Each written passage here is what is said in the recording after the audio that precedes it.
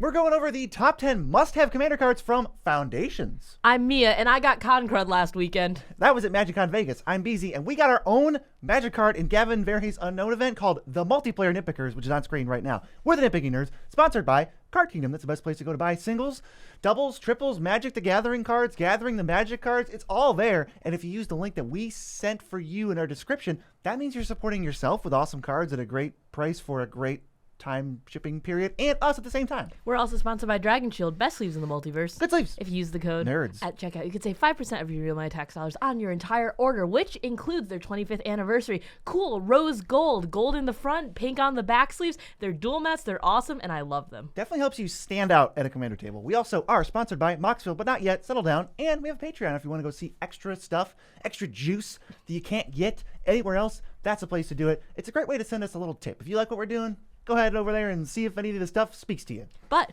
today we are going to be talking about Foundations. This includes Jumpstart 25, which is coming around all at the same time, and they have so many new cards. We are doing a top 10, but we have to start with the honorable mentions. The first one being Lunar Insight, 2 and a blue for a sorcery. Draw a card for each different mana value among non-land permanents you control. I think this is an awesome card draw spell, and there are a lot of cards that you can get from this. This is an interesting one. I put it on honorable mentions because I am not sure where I stand on this card, and I know for a fact I'm going to have to see this in the wild, and I'm going to have to test with it to figure out if it's worth playing. There's no question that this is a decent card draw spell in the late game, but where I worry a little bit about this card is it's not really castable during the first 4 turns. You're not going to have much to do, and it's obviously a disaster if you only have one card to draw off this. So it doesn't fulfill one of the biggest things I look for in a card draw spell, which is, can this help me hit land drops if I'm going to miss them? Can it be fired off early in the game to help me accumulate whatever I'm looking for if I'm missing a land drop or I need something in an emergency during the first 4 or 5 turns? This really can't do that. But in the late game, this could be 3 mana draw 4. I don't know. I'm a little bit higher up on this than you are. I think that this is pretty cool, especially in decks that can cheat stuff out or make big, treasure mana type deals. You know, maybe we want to see this in, Tivit, where you're making more treasures and stuff, and then you can cash those in for bigger stuff earlier than everyone else. Maybe we want to see this in, Jalira, where we're sacking tokens and making a lot of them to flip big stuff off the top so you have a wide variety of non-land permanents. I think this has options, and while it might be a little bit niche, that it does have homes. I don't think it's a bad card. I think this is a really good card draw spell after turn 5. And so if I'm guessing between playing Lunar Insight and Painful Truths, I'm wondering if I should maybe just go with Painful Truths, because there's a lot of scenarios where you need to play it to draw 2 or 3 cards in the early game that Lunar Insight can't do. So I don't know. I'm gonna have to definitely test this card out. I'm also thinking about things like Flash of Insight, which you really like, and also some of the X and a blue draw X spells. I think this might be a little bit faster than that too, because even if you only have 2 or 3, you don't need to take a full turn off, and you still like playing those cards. And like those cards, if you have any reduction in your deck, this might be a little bit better. I'd happily pay 1 and a blue for this and do it a little a turn earlier and draw 1 less card, Yeah, because if you have a treasure and a goblin electromancer and you play this, I'm pretty happy to do that, to draw 2 cards off of it. So I'll have to see where it falls. I'm going to reserve a little bit of judgment. Maybe it actually is top 10 worthy, but we're putting it here until we have more testing. Next up is a card that is good, but it's really specific. It's Scrawling Crawler, or Crawling Scrawler, or Scrawling Scrawler. It's 3 mana for a 3/2. At the beginning of your upkeep, each player draws a card, and whenever an opponent draws a card, they lose 1 life. It's another weapon for the Nekusar forced draw windfall decks. I am actually going to be playing this. It's a colorless, which makes it very easy to cast. I play a 4-color type Nekusar deck, so it's a little bit, colors are a little bit dicey in there sometimes, but the fact that this is colorless makes it a lot easier to cast, and I do like the fact that it's at the beginning of my upkeep, so it's not I can just have everyone go around, and then by the time it gets back to mine, someone will kill it so I don't get the draw. It's no, none of you will get the hurt from it, and then when it gets to mine, if you want the extra card, you have to wait for it to live till then. Yeah, it's not like Howling Mine, where if you pass, like you said, anyone has a chance to kill it while getting their cards. This makes everyone get the cards at once. There is a chance to respond with the draw trigger on the stack, so you don't lose life, but we're kind of splitting hairs at this point. This is another Razorkin Needlehead. Probably have that in the deck too, where you just punish them for drawing cards, punish them as the game goes on. I am a little bit higher on this one. I usually really don't like group hug or mutual benefit cards, but I think I'm a little higher on this one because it doesn't do the Howling Mine thing where you're the last person to benefit. Everyone benefits at the same time, and then you can obviously do the same Nekuzar stuff and force them to lose a lot of life. Yeah, and it says whenever an opponent draws a card too, so you're getting the immediate impact of the card draws, but you don't have the, you're also going to be drawing a card at the beginning of your upkeep. So, you're getting the hurt when you want it, and then the benefit when it benefits you the most. Yeah, I think it's totally reasonable for you to play this and get a bunch of value out of it and never even get to your upkeep again, either because you sacrifice it or whatever. Because if you play it and then wait, they're losing life even if they're not drawing cards off of this, which is great. I'd rather them lose life than draw cards. It's also not less susceptible to removal because as someone who plays Howling Mine, Font of Mythos, etc., there are people like Beezy who will just kill it immediately because he doesn't want everyone else to have value.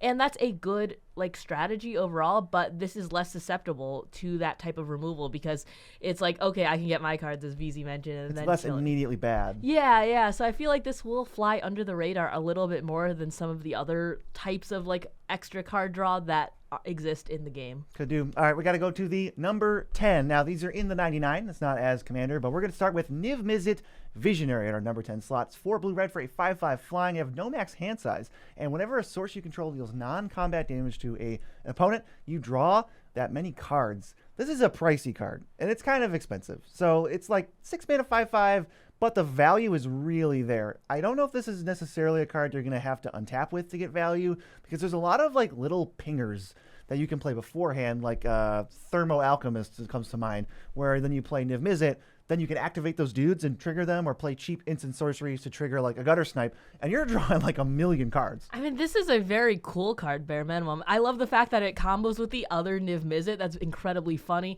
But if you're playing something like Skittering Crawler, Scrawling Crawler, Sprawling Sprawler, or Razorhead Needlekin, or as you mentioned, or anything that will ping people on draw or something, or whenever they take game actions, this can be very awesome in there. Getting a full hand of cards for them just breathing can really put you ahead of everyone else. I think that this is a little bit easier to cheat out too, because unlike some of the other Niv Mizzets, you don't need 10 billion pips for this one. There are, at this point, 7 Niv Mizzets. Do we need 7 Niv Mizzets? No. I would say no. I would say we don't need 7 Niv Mizzets. And I don't even think this one is from the current period of time. I think this is a flashback to what Niv Mizzet used to be, because this one's not Wooburg. I don't know, man. Niv Mizzet, he's cool, but I don't know if he's 7 cards cool. Now that we're getting Niv Mizzets that combo with other Niv Mizzets, I just have to question why. I think Niv Mizzet, he's a cool guy, but Magic, I don't think needs to do so much flashback. This is an anime, and they don't need to do so much Niv Mizzet, ooh, you get to do damage and draw cards. It's I feel like that's a little played out. You know what I mean? How much has Niv Mizzet even impacted the story? Maybe this is a tangent, but he hasn't done anything since I started playing, which was right after, that was right when we returned to Ravnica. He hasn't done anything. He's overseeing the use of the Omen Pass. That's about it. I was I don't know much about the story. I didn't even know whether he's alive or not. So anyway, Niv Mizzet's a pretty cool way to draw cards, but make sure you can take advantage of it before he's out, because if you just play him, you're probably not going to untap with him. That's a lot of mana to invest. But moving on to number 9 on the list, it's Archmage of Runes. 3 blue for a 3/6. That is a lot of butt. Instants and sorceries you cast cost 1 less to cast. Whenever you cast an instant or sorcery, draw a card. I'm split on what I think about this. I really want to see it in action, but I do think it's a better Thrix, and I do play that in a couple places, so I'm excited to try this out. They stapled Archmage Emeritus onto Baral, and they gave you a 1 mana discount. I'm a little nervous about this. This is another card that is really, really good in the Spellslinger decks where you have a lot of instants and sorceries, but I don't know how much instantaneous value you're going to get out of it. I think if you can play the Archmage and cast 2 spells after, you're probably fine, even if it dies. That's not the worst, because you saved 2 mana and you drew 2 cards that you weren't going to save or draw otherwise. So maybe there is hope for this guy. I worry sometimes, just because I know the Spellslinger decks don't necessarily always have a ton of extra mana to throw down, and this is very much a setup card. You're not winning the game when you play Archmage. You're hoping to untap with it. Maybe you have a counterspell to back it up. That's pretty cool. That would be a nice little combo to string together. Counter the spell that's going to kill him, draw a card, then untap with him. Then we're in business. So A little bit of risk, but so much reward if you can make this work. I mean, yeah, it's completely set up. I do like the fact that it is a little bit beefier. So if you're trying to chain stuff like End the Festivities, where you're just trying to get your storm count up, it won't die immediately to stuff like that because it's a little bit bigger. But overall, I think it's a little rough too because you're like, if you have a counterspell, I'm not sure if I'd try and let this hit the field. I might try and counter this, and then if you have to waste your counterspell, that's already like a, oh no, well, I won't be able to get my card off of it. But would you play this in Balmor? I think that's my real question because I could see that as being one of the perfect places for this card if I liked it. An aggressive Spellslinger deck with Balmor in the command zone, and I would not play this. I don't think I'm going to play this at all in that deck just because that deck's very aggressive, and I think that's where maybe Archmage is a little bit of a trap. If you're trying to like beat down like that deck is with like creatures and tokens and pumping, like 5 mana is just not worth that deck's time. We're trying to win before we go 5 mana pass untap like that. Not for that deck. I think this is definitely good for the more combo-y, where you're trying to sling spells, reduce mana values, and just get some big huge turn while this is refilling your hand, so you don't have to worry about like fizzling. This is great for that. The more like slower mid-rangey Spellslinger decks. It will be great if you untap with it. That's the only question is, can you untap with this thing to get another turn? If you can, you might just win the game. Overall, I think I like this card, but I am still kind of undecided because 5 mana is a lot for a creature in your Spellslinger deck. And because it's not like exactly the type of thing that you want to be doing in Spellslinger because it's just a creature overall, I am a little bit split. I might like this better than Archmage Emeritus. He has felt a little slow in sometimes. There's definitely been times where you try to play him and you're like, here we go. And then he just dies and you're like, I wasted my whole life trying to get this guy in play, and it didn't work out. But maybe because he gives cost reduction and that ability, he might end up being better. Next up, we're going to go to another blue card. Sphinx of the Forgotten Lore is our number 8. It's 2 blue for a 3/3 flash flyer Sphinx. And when it attacks, you sort of do a Snapcaster Mage. You give an instant or sorcery in your graveyard, flashback equal to its mana value. This is interesting. I feel like Snapcaster pretty okay in Commander. It's not like, it's not busted. It's not a staple. It's just pretty good, and I really wouldn't question seeing it. I'm wondering if this card could be a little bit more oomfier because it has a repeated value piece to it. I mean, I love the fact that it has flash because you can keep it up in your, like, instantaneous Spellslinger deck. Yep. So people think that you have, like, 2 counter spells or something else when you're actually holding up mana for this. I love the fact that it's on attack and not combat damage, so you can get that instantaneously. I mean, the fact that it is flashback cost equal to the card's mana cost is kind of whatever. For 4 mana at this point, maybe I'm expecting like a little bit of a reduction or something. It is pretty, I'm just saying, 4 mana, Spellslinger deck, and I have to attack with it. I would say you don't have to be a Spellslinger deck for this to work. You only need a couple of instant sorceries in your graveyard. Like, if you get 2 off this, you're super happy and you're probably way ahead in the game. So, like, I'm not trying to get 6 activations. I think you could just be like some kind of flash control deck, or even like a fairies type, where you holding up a bunch of mana, end step, flash something, and then you spend your turn pushing your advantage while still keeping some mana up. I think this could definitely go in those types of decks. So not just Spellslinger. I think it's open a little bit. It is one of those cards that feels a little good stuffy, doesn't ask a ton of you, so a lot of times maybe this won't make the cut, but I don't think it's a bad card. I think it, at least in the decks that I would build, I feel like this might be, I'm not going to say like a dead card, but I feel like that there are other cards that I'd rather take this place at this point because, if I'm trying to get multiple value off of instants and sorceries, I don't mind doing that with things like Pinnacle Monk because that's like an MDFC, but if I'm actually slapping this into my deck expecting that value and I'm not running a ton of instants or sorceries, I feel like there just might be parts that are like cards that are better at that point to do my game plan than this one. Yeah, I mean, if you're not playing instant sorceries, I would recommend not playing this card for sure. What is the number? Maybe you need like, I feel like if you've got like 15 or more instants and sorceries, you could probably play this card to some effect. I mean, you need to be like this card in your deck needs to benefit you somehow. If you've got a flyer, like if you have a flying deck and you want a flyer that can pressure a little bit, that's cool. I think this thing is at very low risk of dying in combat because when you could flash back an instant, worst case scenario, and then before damage, kill the blocker that they might have, and then you'll get through. So I really don't think this thing will have a problem attacking at the very least. And there's definitely some value you could get out of it. Flashbacking swords is pretty sweet. Yeah, I think there's value in it, but I'm not sure how far I'll rank this up on my list. Maybe I will be proven wrong and we will see it, but I don't think this makes it too high on mine. I think it's okay. I don't think this card is like fantastic, but there's definitely cool stuff you can do with it. I could see it being played more than Snapcaster Mage. Maybe. Number 7 is a build around, but it's pretty cool. It's Raise the Past. 2 white for a sorcery. Return all creature cards with mana value 2 or less from your graveyard to the battlefield.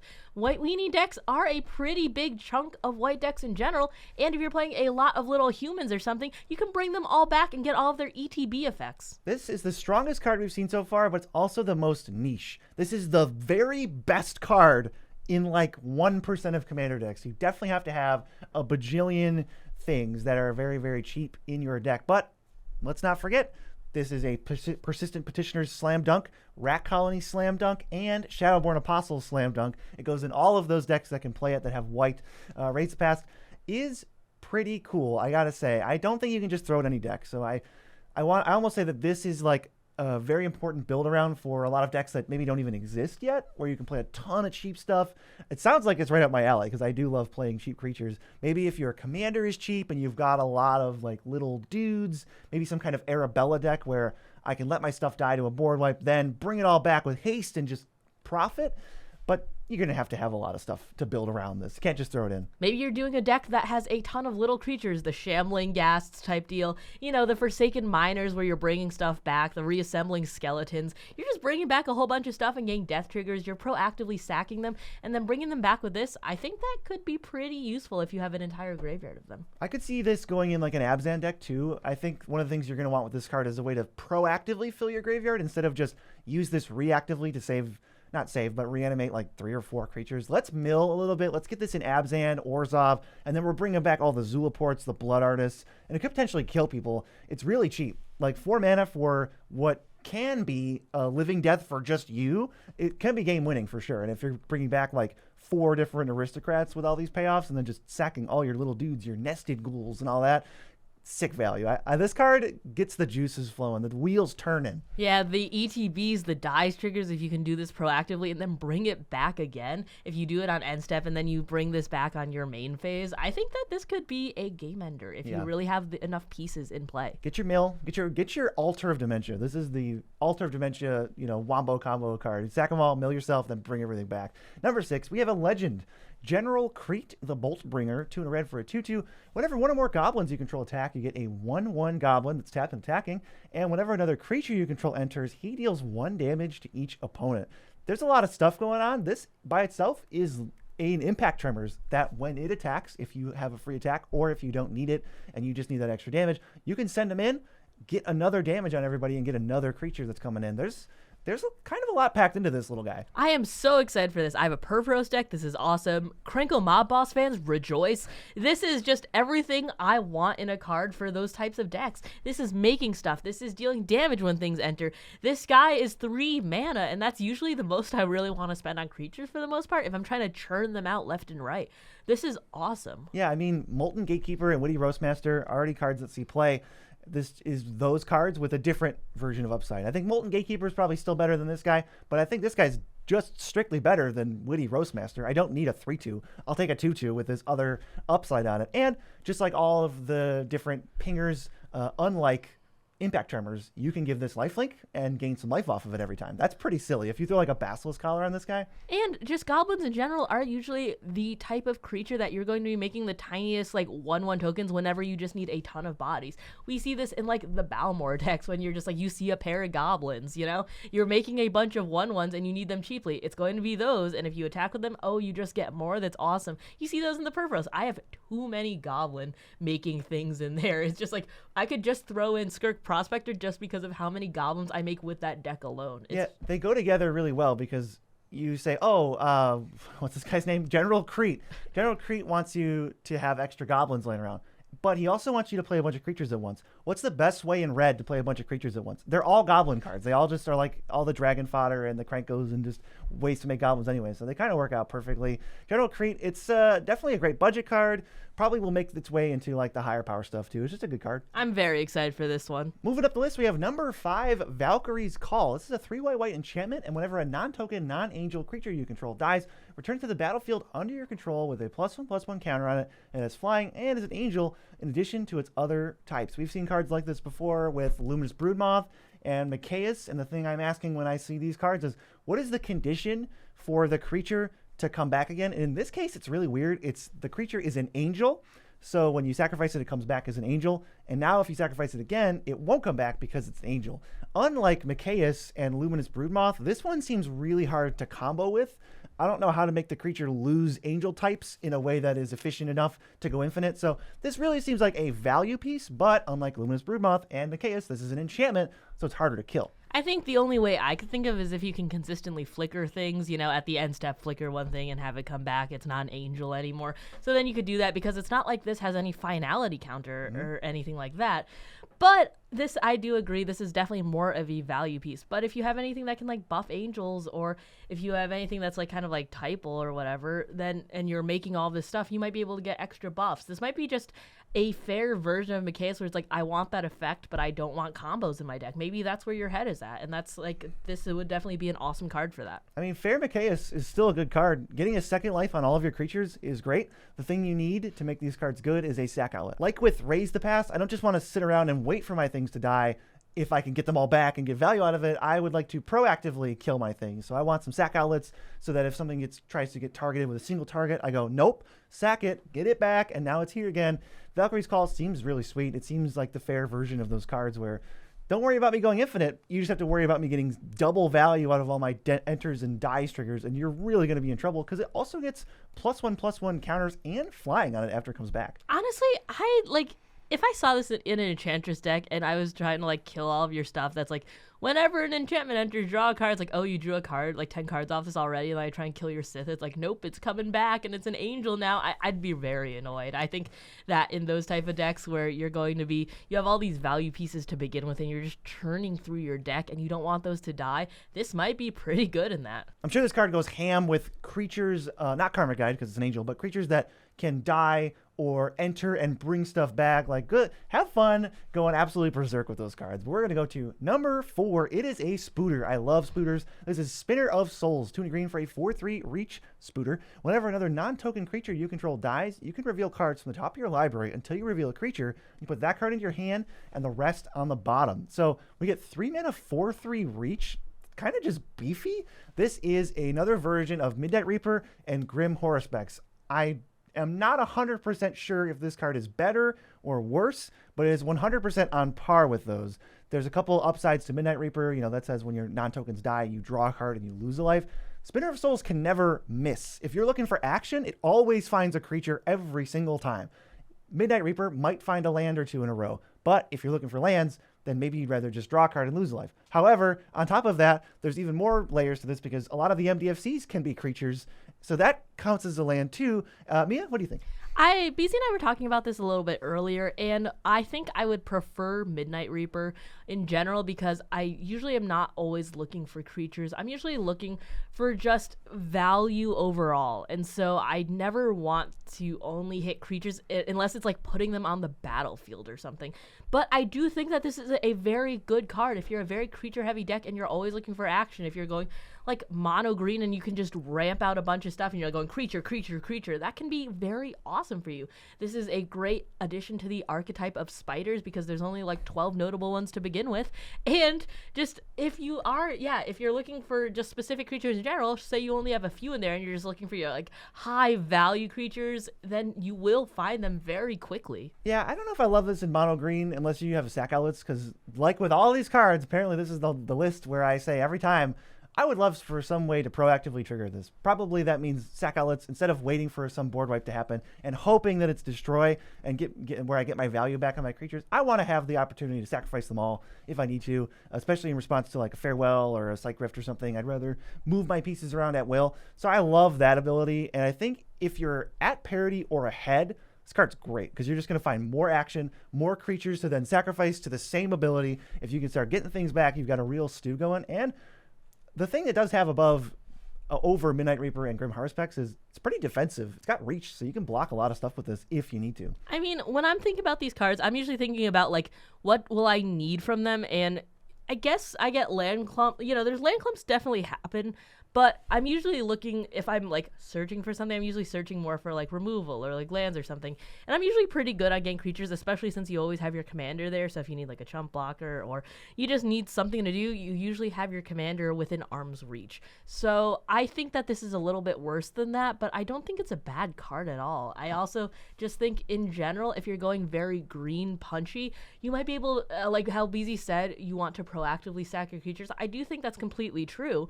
But if you are just running small creatures into people to begin with, maybe it's what you do later with like your Llanowar Elves and you don't need much more mana because you've already spit out 20 lands out. Maybe you're running them into people and you're like, well, I don't really want them to get more action. I'll just take some damage. And maybe you can chip through opponents as the game goes on because they don't want you to have this trigger. I think overall this is a pretty good card. How much worse do you think this is than Midnight Reaper? Only just a touch. Oh, okay. I guess But like, I definitively think it's worse than Midnight Reaper, but like, you know, if Midnight Reaper is like a 7 or 8, I think this is like a 6, you know? Like, I don't think it's much worse, but I think it's a little bit. I'm pretty excited by the prospect of getting creatures whenever my creatures die. It's like Evolutionary Leap mixed with Midnight Reaper. Happy to play it. Pretty excited about it. In your green-black decks, you're going to have to choose. How many copies of this type of effect do you want? We're going to go to number 3. It's our boy. You were worried about him in the Duskmourn set where he got captured by Valgavoth. Nah, he's just chilling. It's Loot. Exuberant Explorer. He's 2 and a green for a 1/4. You can play an additional land on each of your turns, and you pay 4 green, and tap him.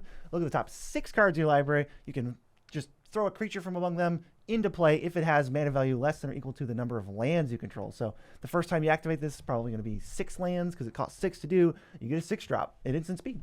I like the fact that you can hold this up. I didn't want Loot to be good. Why? Because he looks a little bit sharp. His teeth always look very sharp, but I think this is pretty good. I mean, the decks that want extra land drops, you're trying to ramp things out very quickly. This is an awesome turn 3 play that you can get your 4th land drop. This will survive most little combat, like, you know, swing-ins because it has 4 butt.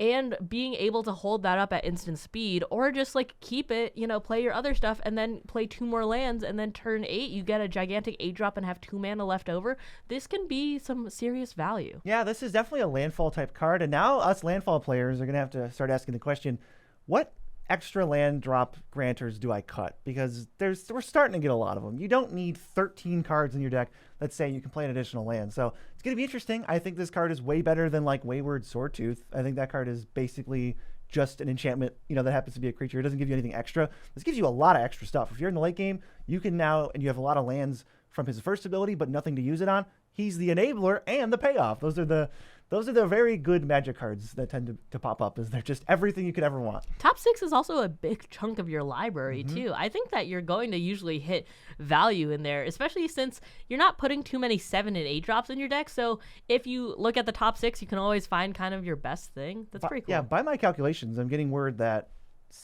top 6 cards of your library, that's 6% of your deck. It's a pretty big chunk. Actually, it's a little bit less because you have 99 cards in your deck. However, actually, I'm just saying you're wrong, but you are looking at a fair chunk of your deck, especially if you are doing this later in the game, which you will be. So you'll already have a few cards in the hand, the graveyard, etc., and you can find something pretty juicy. What if I was searching my library, but I wanted to see all the cards at once? You can look at moxfield.com, the best place online to build a deck. Now, if you want to look at mono green decks, we each have a mono green deck there that you can check out. And if you want to see them all by creature type or by price or by mana value or whatever, you can search and put that in, and you can see it however you'd like. And one of my favorite features of Moxfield is that it presents your deck in a very visually pleasing way that you can see all of the card names and know what's in it very quickly. So if you're searching your library and you're not sure what to do, it's actually faster to pull out your phone and go on Moxfield than it is to thumb through all of your cards, especially if you don't have weird slender fingers like me. I love Moxfield for tutoring. It is the best. Having a fierce empath and going, just like give me 1 second, and being able to do that is way faster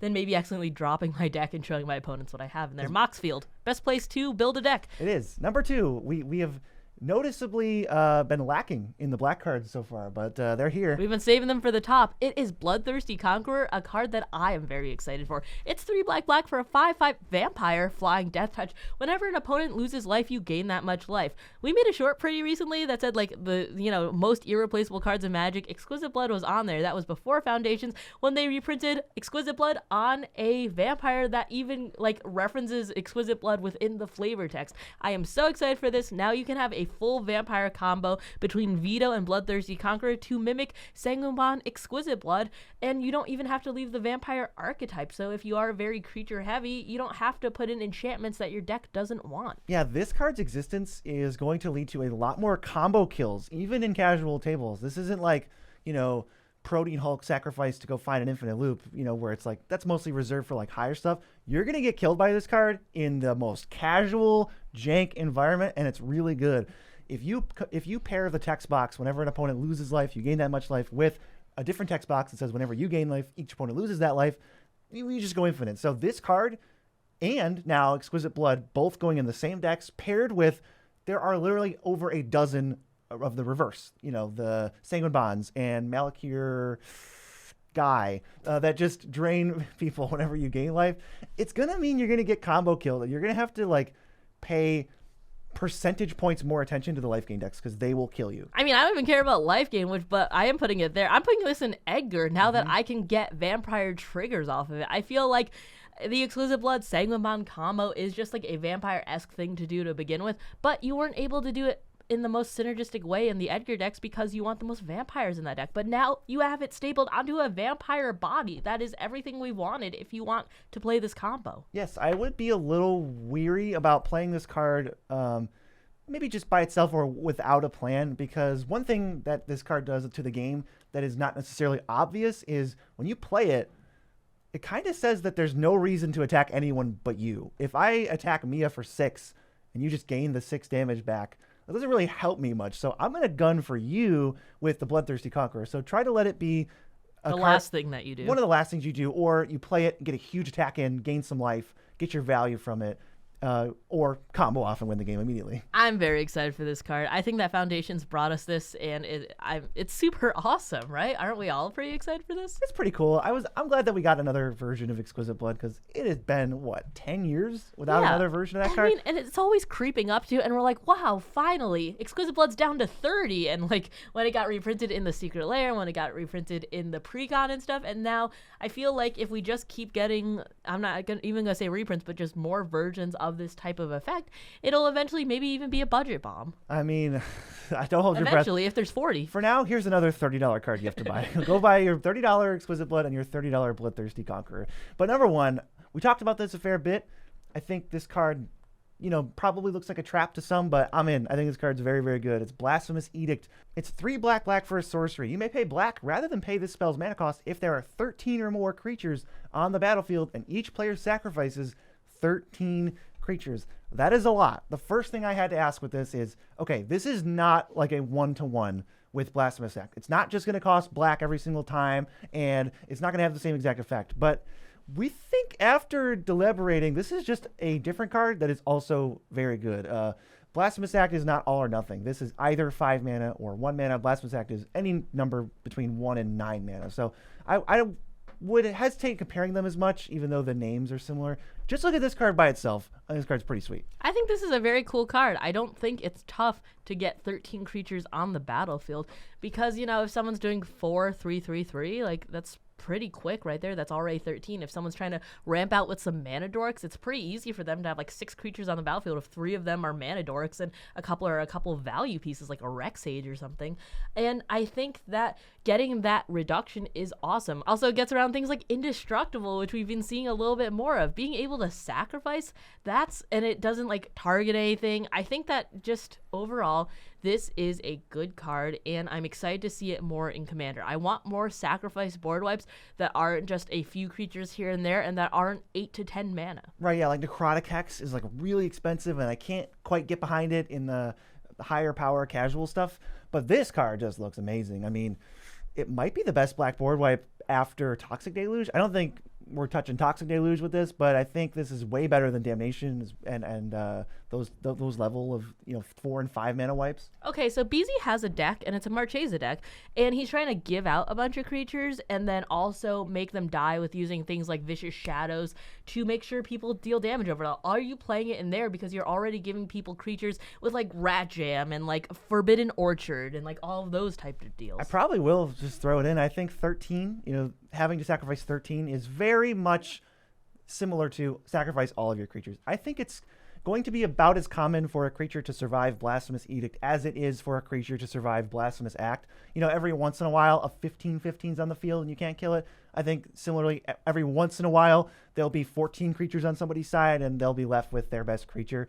But even in that scenario, I spent 1 mana. How mad can I be about this? I get the whole rest of my turn to develop. It is so unbelievably backbreaking for your opponents if you can pay 1 mana and kill everything. I think that this is a very cool card. I am just on board more and more with the sacrifice text box instead of just the destroy text box. I am not big on the destroy nowadays. It's either gotta be like exile, sacrifice, or -X, and this kind of scratches that itch. Look, the stock of Boros Charm has never been lower. I am probably the person who keeps crapping on that card the most because it doesn't get you out of every board wipe. Here's another one. It's going to be one of the most played board wipes ever, and Boros Charm and all of that stuff won't do anything. I'd much prefer the Clever Concealment to just get me out of there instead of, Heroic Intervention to give Indestructible. It's like, now the black board wipes, you're gonna have to worry about Farewell, Psych Rift, Blasphemous Edict, Toxic Deluge, Tragic Arrogance, all this stuff. It's just a nightmare out there for the Boros Charms of the world. I mean, Boros Charm, we already said wasn't good, but I think that's funny that it's getting even worse as the cards get better. But if you want to see even more amazing cards, including the ones that we buy this month, check it out right about here.